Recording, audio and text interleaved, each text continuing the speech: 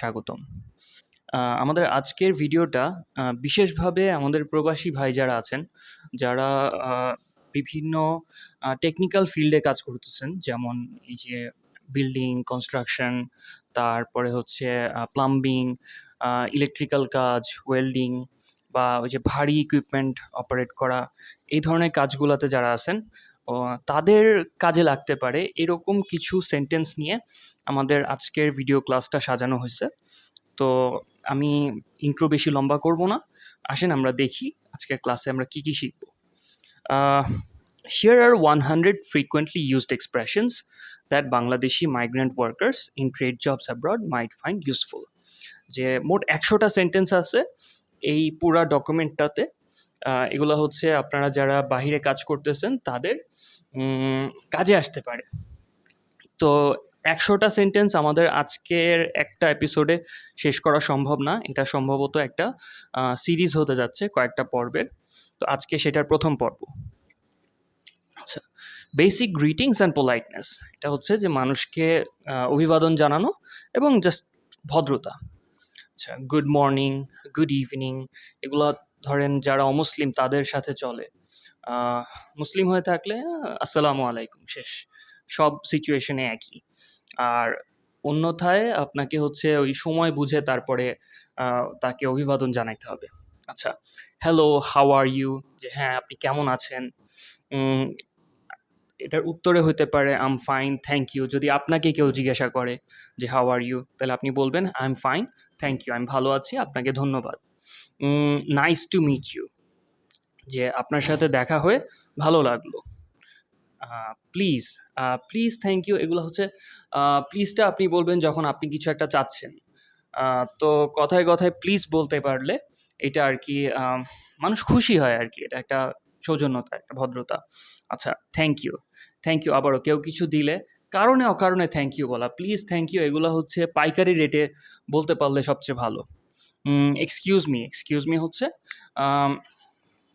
যে মাফ করবেন বা অনুগ্রহ করে কিছু একটা করে। এক্সকিউজ মি, যেমন ধরেন আপনি রাস্তায় কাউকে কিছু জিজ্ঞাসা করতেছেন।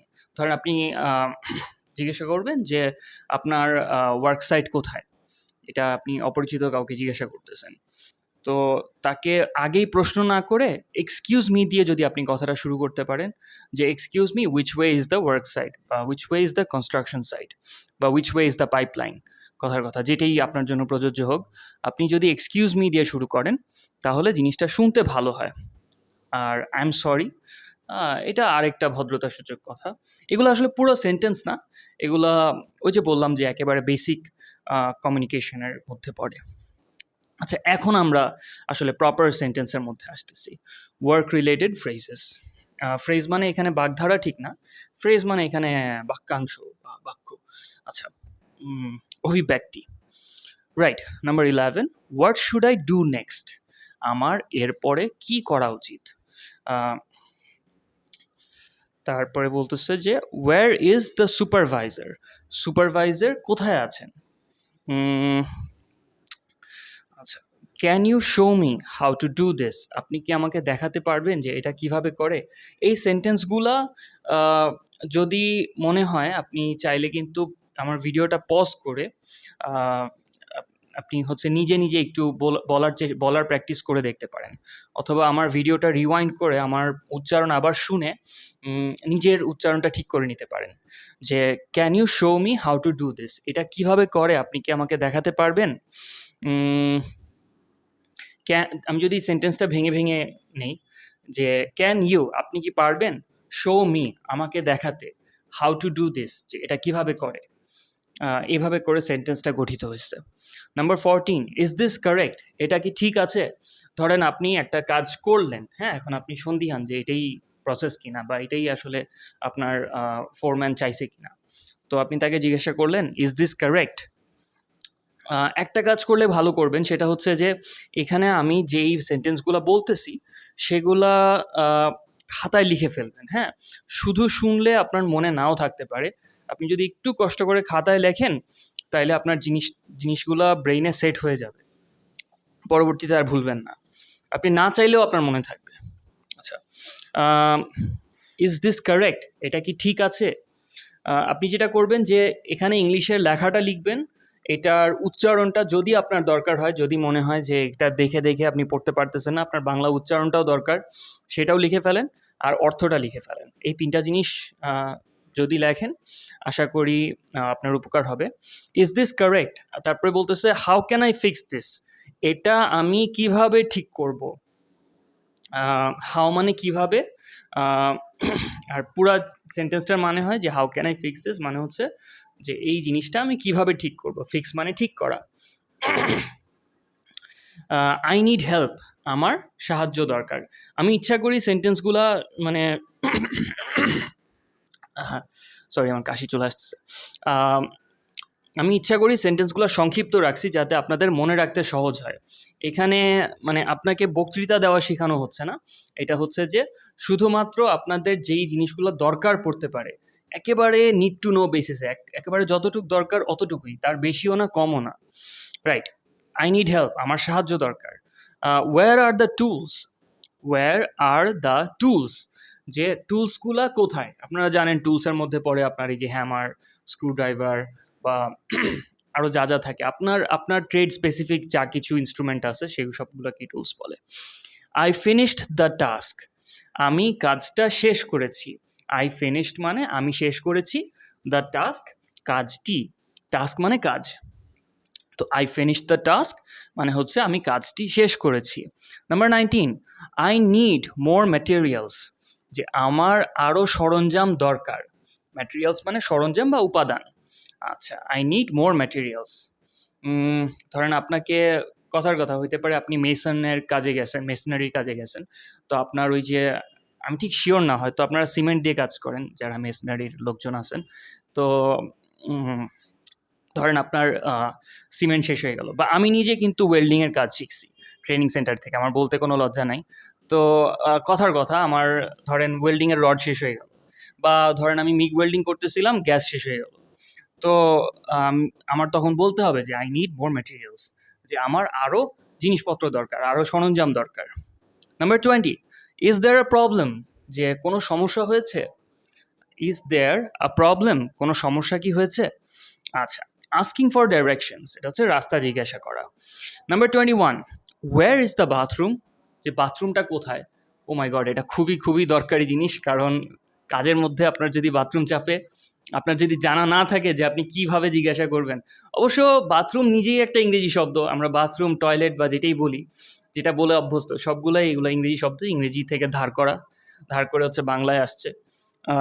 তো বাথরুমটা বললে অ্যাটলিস্ট মানে প্লাস আপনার ইশারা ইঙ্গিতে মানুষকে বোঝানো যাবে। তারপরেও আপনি যদি ইংরেজিতে বলতে চান তাহলে সেন্টেন্সটা হচ্ছে ওয়্যার ইজ দ্য বাথরুম, ঠিক আছে? আচ্ছা, তারপরে বলতেছে number 22, where can I find water, যে আমি পানি কোথায় পাবো? এখন এটা খাওয়ার পানি হইতে পারে, অজুর পানি হইতে পারে, কত কারণেই তো মানুষের পানি লাগে। সো এই সেন্টেন্সটা দরকার হইতেও পারে আপনাদের, যে where can I find water, ঠিক আছে? আবারও বলতেছি, লিখে ফেললে ভালো করবেন। Number 23, where is the warehouse? Where is the warehouse, যে আমাদের ওয়্যার হাউসটা কোথায়? আপনাদের ওয়ার্ক সাইটে ধরেন ওয়্যার হাউসের মধ্যে মানে প্রয়োজনীয় যা কিছু রাখা থাকে, ধরেন অ্যাপ্রন থেকে শুরু করে কেবল টেবল, আরও হাবিজাবি যা লাগে, কোথাও কোনো জায়গায় দেখছি যে কন্টেইনারের ভিতরে হচ্ছে রেখে দেয়। তো where is the warehouse, ওয়্যার হাউসটা কোথায়? Which way should I go? Which way should I go, which way মানে হচ্ছে কোন দিকে, আর শুড আই গো মানে হচ্ছে আমার যাওয়া উচিত। তাহলে which way should I go এর মানে দাঁড়াচ্ছে হচ্ছে আমার কোন দিকে যাওয়া উচিত, right? Number 25, how do I get to the site, যে আমি কিভাবে সাইটে যাব, কিভাবে, কি উপায়ে? আমি কি গাড়িতে যাব, হেঁটে যাব, উড়ে যাব, কি? How do I get to the site. তো যদি জিজ্ঞেস করা লাগে যে আমার ওয়েবসাইটে আমি কিভাবে যাব, তখন এই কথাটা বলতে হবে, how do I get to the site. Where is the supervisor's office? By the way, আমি একটু আগে যেটা বলছি যে how do I get to the site, এটার মধ্যে উড়ে যাওয়ার কথা বলছি। কিছু ওয়ার্কার এরকম আছে যারা সত্যি হচ্ছে উড়ে যায়, বিশেষ করে যে অয়েল রিগে যারা কাজ করে, তাদের কাউকে হেলিকপ্টারে করে লাইক ওয়ার্ক প্লেসে দিয়ে আসে। কথাটা একদম ইয়ে না, মানে অবাস্তব না। আচ্ছা, how do I get to the site, where is the supervisor's office, যে সুপারভাইজারের অফিস কোন দিকে। তো খেয়াল করে দেখেন কোথায় একটা জিনিস সেটা বলার জন্য ওয়্যার ইজ দ্য এই কথাগুলো ইউজ করতেছে, এই শব্দগুলো ইউজ করতেছে। আচ্ছা, how far is it from here, মানে জায়গাটা এখান থেকে কত দূরে। হাউ ফার মানে কত দূরে, আর ইজ ইট ফ্রম হিয়ার কথাটা মানে দাঁড়াচ্ছে যে এই এই জায়গাটা, মানে পুরাটা একসাথে নিলে হয় how far is it from here, মানে হচ্ছে যে জায়গাটা এখান থেকে কত দূরে, রাইট। টাইম অ্যান্ড স্কেজুয়াল, যে সময় এবং routine. Number 28, what time is it, এখন কয়টা বাজে, what time is it. What time do we start, আমরা কয়টার সময় শুরু করব। এটা কাজ হইতে পারে, মানে ধরেন আপনার ডিউটির ঘন্টা শুরু হইতে পারে কখন, সেটার জন্য যেমন বলা যায়। আবার আপনার ডিউটি চলতেছে এমন সময় একটা স্পেসিফিক কাজ হইতে পারে, কিছু মাল লোডিং হবে বা আনলোডিং হবে, এগুলার কাজ কখন শুরু হবে, আপনি বলতে পারেন যে what time do we start, আমরা কখন শুরু করব। ওয়েন ইজ লাঞ্চ ব্রেক, যে লাঞ্চ ব্রেক কখন, লাঞ্চ ব্রেক কখন, ওয়েন ইজ লাঞ্চ ব্রেক, বা when is the lunch break বললে আরেকটু সুন্দর হয়, তারপরেও দা না দিলেও সমস্যা নাই। ওয়েন ইজ লাঞ্চ ব্রেক, লাঞ্চের ব্রেক কখন। What time can I leave, আমি কখন যেতে পারি। What time can I leave, আমি কখন যেতে পারি। How long will this take, এটা করতে কতক্ষণ লাগবে, বা এটা হইতে কতক্ষণ লাগবে। How long will this take, ঠিক আছে। মনে করেন সিমেন্ট শুকাচ্ছে কোথাও, সো আপনার জিজ্ঞেস করতে হইতে পারে যে এটা হইতে কতক্ষণ লাগবে, তখন আপনি বলবেন যে how long will this take.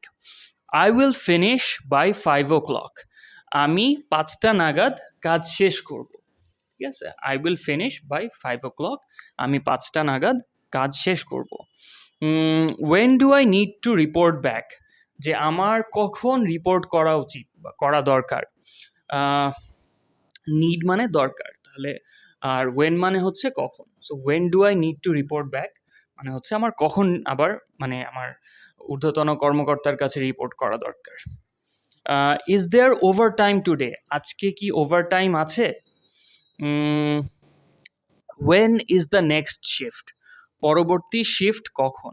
When is the next shift, পরবর্তী শিফট কখন। আচ্ছা, এখানে যে কয়টা সিচুয়েশনের কথা বলা হয়েছে, মানে এগুলাই যে মানে সব কিছু কভার করে ফেলে তা কিন্তু না, এর বাইরেও আপনার অনেক পরিস্থিতিতে পড়তে হইতে পারে। এগুলা জাস্ট আপনাকে একটু মানে সহায়তা করা। আর আরেকটা ব্যাপার হচ্ছে যে কিছু কিছু পরিস্থিতিতে আপনি এই সেন্টেন্সগুলোরই পরিবর্তিত রূপ কিন্তু আপনি চালায় দিতে পারবেন, যে এই সেন্টেন্সগুলো থেকে একটা দুইটা শব্দ একটু এদিক সেদিক 19-20 করে আপনি আপনার দরকার পূরণ করে ফেলতে পারবেন। অতএব এই সেন্টেন্সগুলো ভালো করে শিখলে ইনশাআল্লাহ আপনার কাজে দিবে। আচ্ছা, safety and health, is this safe, এটা কি নিরাপদ। ইজ দিস সেফ, এটা কি নিরাপদ। ধরেন আপনাকে কোথাও উঠতে বলতেছে, স্ক্যাফোল্ডিংয়ে উঠতে বলতেছে, এখন আপনি দেখতেছেন যে দুই পাশে রেলিং নাই, এবং এটা আমার চোখে দেখায় জিনিসটা হয়, মানুষ এই পরিবেশে কাজ করে। সো হ্যাঁ, আপনি জিজ্ঞেস করতেই পারেন যে is this safe. Do I need safety gear, যে আপনার সেফটি হার্নেস লাগবে কি না। Do I need safety gear, safety gear বলতে ওই যে আপনারা যে সেফটি হার্নেস পরেন ওইটাকে বলা হয় safety gear. Where is the first aid kit, where is the first aid kit, first aid কিটটা কোথায়। ফার্স্ট এইড কিট হচ্ছে ওই যে একটা বক্সের ভিতরে আপনার এই যে তুলা, স্যাভলন, ব্যান্ডেজ, কেচি টেচি, হাবিজাবি, হয়তো সেলাইয়ের সুতা, সুই সুতা ইত্যাদি ইত্যাদি রাখে জাস্ট ইমার্জেন্সির জন্য। তো where is the first aid kit মানে হচ্ছে ফার্স্ট এইড কিটটা কোথায়। I am not feeling well, I am not feeling well, ঠিক আছে। যে আপনার মানে যদি শরীর ভালো না লাগে, খারাপ লাগে, বা হইতে পারে আপনি আহত হয়েছেন, আপনি বলতে পারেন যে I am not feeling well, আমার ভালো লাগছে না। Can I see the doctor, আমি কি ডাক্তার দেখতে পারি, ডাক্তারের কাছে যেতে পারি। Can I see the doctor, আমি কি ডাক্তারের কাছে যেতে পারি। My hand is hurt, my hand is hurt, আমার হাতে আঘাত লেগেছে। মাই হ্যান্ড ইজ হার্ট, আমার হাতে আঘাত লেগেছে। এখন ধরেন আপনার হাতে আঘাত লাগে নাই, আপনার পায়ে আঘাত লাগছে, তো আপনি বলতেই পারেন যে মাই লেগ ইজ হার্ট, অথবা মাই ফুট ইজ হার্ট, অথবা মাই অ্যাঙ্কল ইজ হার্ট, ঠিক আছে। বা মাই ইয়ার ইজ হার্ট, আমার কানে ডোনাল্ড ট্রাম্পের মতো গুলি লাগছে, ঠিক আছে? তো মাই ইয়ার ইজ হার্ট। আচ্ছা, আই নিড আ ব্রেক, আমার একটা বিরতি দরকার। আই নিড আ ব্রেক, আমার একটা বিরতি দরকার। Can I rest for a while, যে আমি কি একটু বিশ্রাম নিতে পারি? Can I rest for a while, আমি কি একটু বিশ্রাম নিতে পারি? আচ্ছা, is there a safety meeting, একটা সেফটি মিটিং কি হবে? Is there a safety meeting, safety meeting কি হবে? আচ্ছা, এখন হচ্ছে টুলস এবং ইকুইপমেন্ট সম্পর্কে কথাবার্তা। নাম্বার 46, ক্যান আই বড়ো আ হ্যামার, আমি কি একটা হ্যামার ধার করতে পারি, একটা হাতুড়ি ধার করতে পারি? বড় মানে হচ্ছে ধার করা। তো ধরেন আপনার হ্যামার বড় করার দরকার নাই, আপনার দরকার 500 রিয়াল ধার করা। কথার কথা, দোয়া করি মানে এই পরিস্থিতিতে যেন আল্লাহ আপনাকে না ফেলেন, কিন্তু ধরেন একেবারেই মানে জাস্ট শেখার জন্য যে আপনার 500 রিয়াল ধার করা দরকার। তো আপনি বলবেন যে ক্যান আই বড়ো 500 রিয়াল? তার কারণ হচ্ছে ক্যান আই কথাটার মানে দাঁড়ায় আমি কি পারি, আর বড় মানে হচ্ছে ধার করা। এরপরে বলতেছে এ হ্যামার মানে একটা হ্যামার, কিন্তু এখানে এ হ্যামার না হয়ে যদি ধরেন এই কার হইতো, তাহলে কথাটার মানে দাঁড়াইতো যে আমি কি একটা গাড়ি ধার করতে পারি? ধরেন আপনার বন্ধুর কাছে অনেকগুলা গাড়ি আছে, আপনি বলতেছেন যে আমি কি একটা গাড়ি ধার করতে পারি? সো ওই রকম আর কি। আর যদি ধরেন 500 রিয়াল লাগে আপনার, তাহলে বলবেন যে ক্যান আই বড় 500 রিয়ালস? একাধিক রিয়াল, এই কারণে রিয়ালস। আচ্ছা, wire is the screw driver, যে স্ক্রু ড্রাইভারটা কোথায়? Wire is the screw driver, screw ড্রাইভারটা কোথায়? এখন এখানে স্ক্রু ড্রাইভার না হয়ে আপনার অন্য কিছু দরকার, যে ওয়্যার ইজ, আপনি আপনার মোবাইল ফোন খুঁজতেছেন, where is my mobile, where is my watch, where is my wallet, where is my key ring, where are my shoes, where where is the welding torch, where is my helmet, where are my boots. এরকম মানে where is দিয়ে হচ্ছে কোথায় আছে, তারপরে আপনি যেটা বলেন আপনার দরকার অনুযায়ী। তো একটা সেন্টেন্স শিখলে আপনি কিন্তু এটা দিয়ে প্রয়োজন মাফিক অনেকগুলা সেন্টেন্স তৈরি করতে পারবেন, যদি একটা সেন্টেন্স ভালো করে বুঝে শেখেন।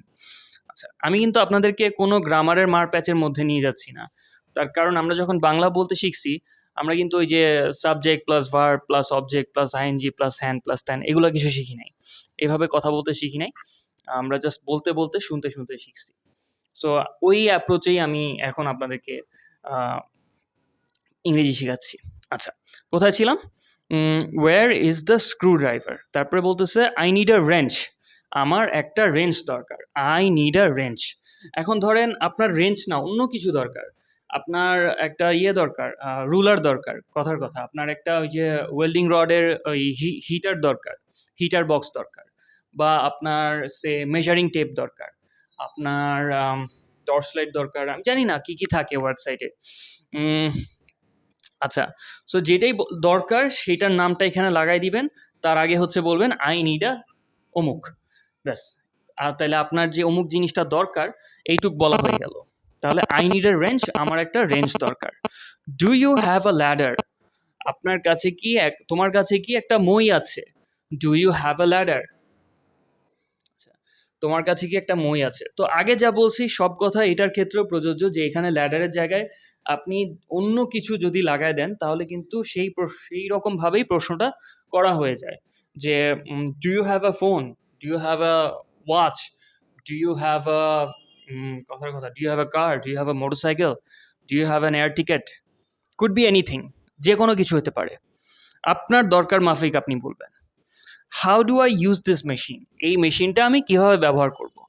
সো বিগিনার স্টেজে আসলে এই ধরনের প্রশ্ন করা লাগতেই পারে, মানে নতুন নতুন নতুন একজন ওয়ার্কার হিসাবে, যে how do I use this machine, এই মেশিনটা কিভাবে আমি ইউজ করব। হাউ ডু আই মানে কিভাবে, যে ইউজ দিস মেশিন মানে এই মেশিনটা ব্যবহার করা। তো how do I use this machine মানে দাঁড়াচ্ছে এই মেশিনটা আমি কিভাবে ব্যবহার করব।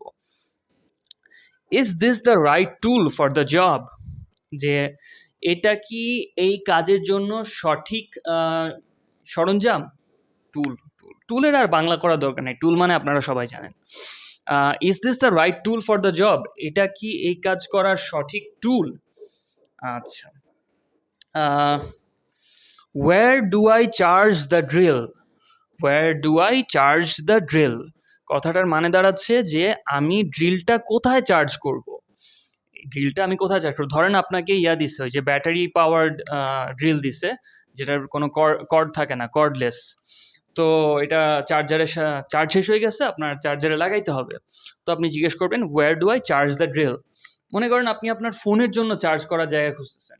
তাহলে আপনি বলতে পারেন, "Where do I charge my phone?" Where do I charge my phone? Where do I charge মানে আমি কোথায় চার্জ করব? My phone মানে দাঁড়াচ্ছে আমার ফোন। আচ্ছা। My tool is broken. My tool is broken. আমার টুল ভেঙে গেছে। তো ভেঙে গিয়ে থাকলে আপনি তো নিশ্চয়ই আর বসে থাকবেন না। আপনার কাউকে এটা করতে হবে, রিপোর্ট করতে হবে যে আপনার জিনিস ভেঙে গেছে, আরেকটা রিপ্লেসমেন্ট লাগবে। সো আপনি গিয়ে বলবেন যে my tool is broken. Where is the forklift?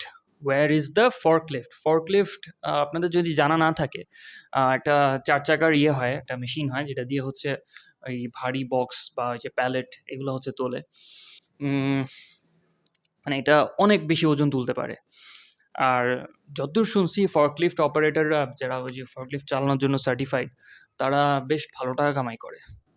আচ্ছা, প্লিজ চেক দ্য মেশিন।